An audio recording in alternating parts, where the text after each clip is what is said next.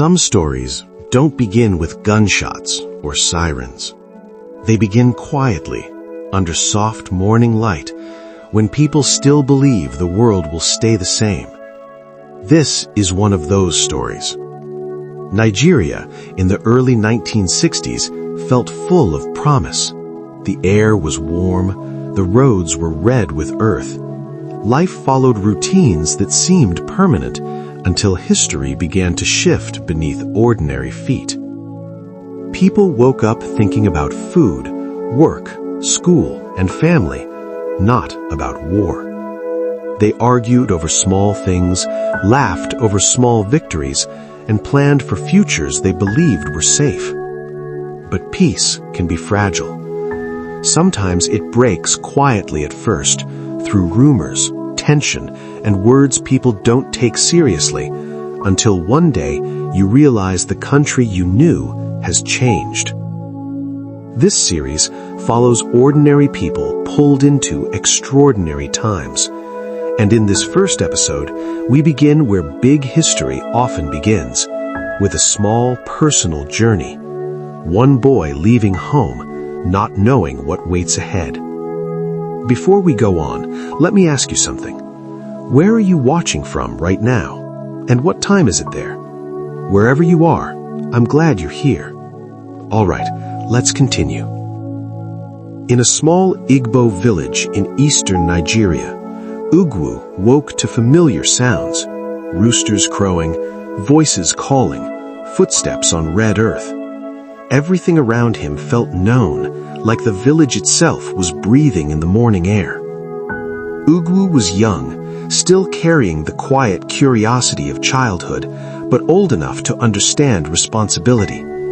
He watched adults move with purpose, learning the rhythm of work, respect, and family without being taught in words. The village was not rich, but it was familiar.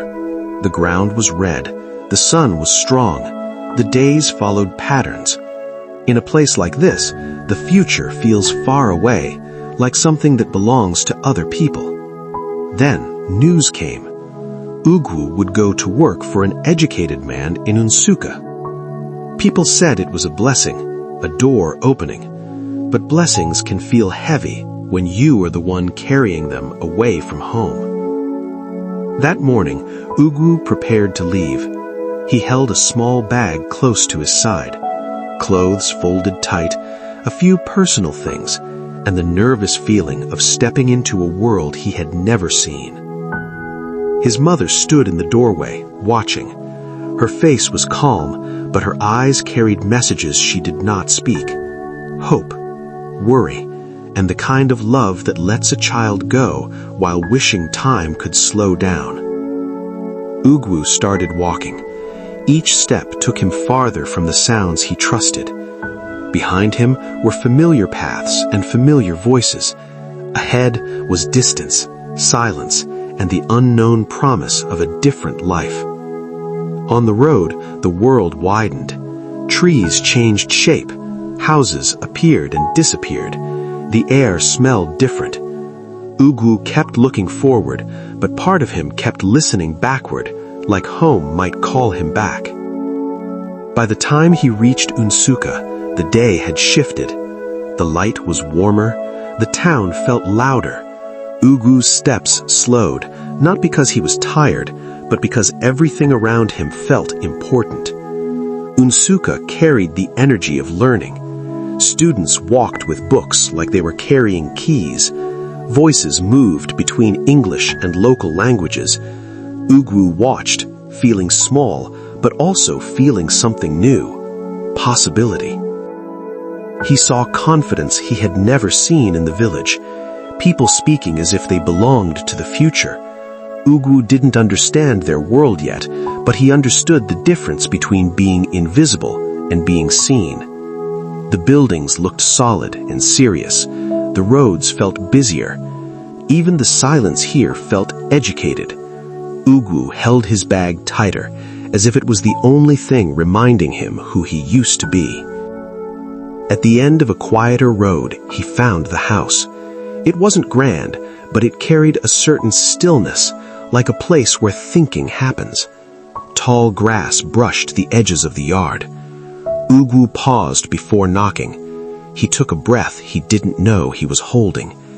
He was about to step into a life where words mattered, where ideas filled rooms, and where a boy from a village might change. The door opened. Ugu met Odenigbo. He looked serious and focused, like someone who lived inside his thoughts. There was no unnecessary softness, but there was attention, as if he measured the world carefully. Ugu followed him inside. Immediately the air changed. The house smelled of books, cooked food, and something else. Confidence. Ugu's eyes moved quickly, trying to understand what this new world expected of him. Books were everywhere, stacked, arranged, respected. Electric light hung above like a small miracle. Ugu had seen light at night before, but not like this, steady, controlled, belonging to the house. Ugu learned his first tasks quickly. Sweep here, wash there, prepare food carefully. He did what he was told, but his mind kept returning to the books, as if they were quietly calling his name. Days became a pattern inside the house. Work, silence, observation. Ugu started noticing small things, how Odenigbo spoke, how he carried himself, how he believed in his ideas the way others believe in prayer. Then, one evening, visitors arrived, men who spoke with intensity, men who used big words and strong opinions. Ugu stayed close to the walls, invisible by design, listening the way hungry people listen to food. They talked about Nigeria as if it were a fragile thing held together by force. They talked about tribes, belonging, and power. Ugu did not understand every sentence, but he understood the emotion behind them. Some voices carried pride, some carried anger, some carried fear disguised as confidence. Ugu listened and felt something shift inside him, the beginning of awareness that the country itself could be argued into pieces. After the visitors left, the house became quiet again, but not the same kind of quiet. It was the quiet that follows strong words, the kind that stays in the air long after people stop talking. Outside, the night was calm. Crickets sang. The sky stretched wide above Nsukka, and yet Ugu felt that calm could be a disguise, like water that looks still until you realize it is moving. Moments like these remind us that every journey is shared. If this story is planting a seed in your heart today, please consider leaving a like and subscribing to StorySeed. It helps these lessons reach the people who need them most. Ugu began to notice how knowledge changes a person. In the village, strength was in hands and endurance. Here, strength was also in words, arguments, books, ideas that could shape lives without touching them. He started learning new words, not from lessons given to him, but from the air itself, spoken at tables, repeated in conversations, printed on pages waiting patiently for someone brave enough to open them. Ugu still cooked and cleaned, but he listened differently now. He could feel the edges of something larger than the house, like distant thunder you cannot see yet, but you know is coming. Some evenings, Ugu spoke with certainty about what Nigeria should be. Other evenings, he sounded frustrated, as if the country itself refused to behave like the ideas people carried in their heads. Ugu did not yet know the names of the storms, politics, coups, ethnic tension, but he felt the atmosphere changing, like the air before rain, heavier, more watchful, less innocent than before.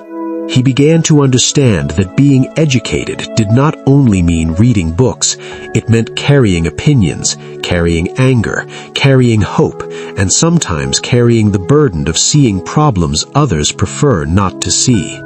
One night, a visitor laughed sharply and spoke about belonging. Another replied with a tight smile. The room went quiet for a second, the kind of quiet that tells you someone has crossed a line. Ugu looked from face to face, searching for meaning. He realized that adults sometimes hide danger behind polite words, and when danger is hidden, it becomes harder to escape because no one agrees it is real. After they left, Ugu cleaned cups and plates in silence. Water ran over his hands, but his mind stayed in the room, replaying words he didn't fully understand, words that still felt sharp. In the village, time felt slow and circular. Market days, family days, seasons repeating. In Suka, time felt like a straight road. People were moving forward fast, and the country was struggling to keep up. Ugu started noticing small signs outside the house, newspapers held tightly, serious conversations at roadside corners, voices lowering when certain topics appeared, as if the air itself could report them. No one said the word war out loud. They spoke around it. They used other words: tension, trouble, change. But those words were wearing heavier clothes than before. One afternoon, Ugu stood outside and watched the town move. Everything looked normal. People walking, selling, talking. And yet he felt something behind it, like a shadow following the day. Back inside, Odenigbo spoke with a sharper edge. His words sounded less like debate and more like warning. Ugu listened carefully, realizing that ideas can be beautiful, but they can also become weapons. Ugu remembered his mother's eyes in the doorway, how they carried fear without saying it. He wondered if adults always know what is coming, and if children are simply the last ones to be told. At night, Ugu lay on his mat listening to distant sounds. Not explosions, nothing that clear, just the ordinary noises of a town. But now even ordinary sounds felt like they could change meaning overnight. He thought about the books, the confidence of the students, the seriousness of the visitors. He realized he had stepped into a world where people were not only living, they were deciding what the country should become. The next day, another conversation happened, shorter, more urgent. Ugu caught only pieces, names, places, accusations. The room tightened with tension, like a rope being pulled slowly, waiting to snap. Ugu stood near the wall, silent as always, but he was changing inside. He was learning that a country is not only land and flags, it is people, and people can be divided by fear. Outside, the evening looked peaceful again. The sky softened, the town exhaled, and yet Ugu understood something now. Peace is not the absence of noise. Sometimes, peace is simply the pause before noise begins. Ugu had come to Nusaka for work, for opportunity, for a better life. He did not know that his story was being tied to the story of a nation, one that was beginning to crack under pressure.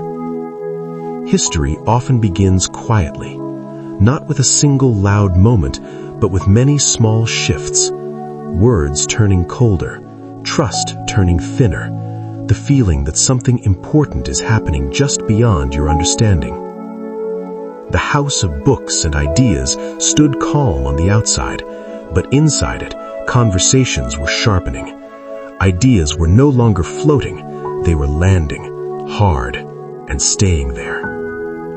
Ugu looked at Odenigbo and realized that some people live for ideas the way others live for family. And when ideas are threatened, people become capable of things they never believed they could do. That night, the wind moved through the tall grass outside the house. It sounded like whispers. Ugu stood by the window for a moment, feeling the strange sense that the air itself was warning him. Ugu had arrived as a boy searching for a better life, but the country around him was moving toward a storm, one that would test loyalty, identity, and survival. And storms do not ask who is ready. Soon, the conversations inside Odenigbo's house would grow louder, more dangerous. The words Ugu listened to in silence would step out of the room, into the streets, into homes, and into lives. And when that happens, no one stays untouched. Not the educated, not the poor, not even a boy who only came to cook and clean. History has a way of pulling everyone into its hands. Next episode, The House Where Ideas Lived. Every story plants a seed. If this story has held your attention so far and you're curious about what comes next, drop "next" in the comments below. Hit the like button and subscribe to StorySeed so you don't miss the next chapter of this journey.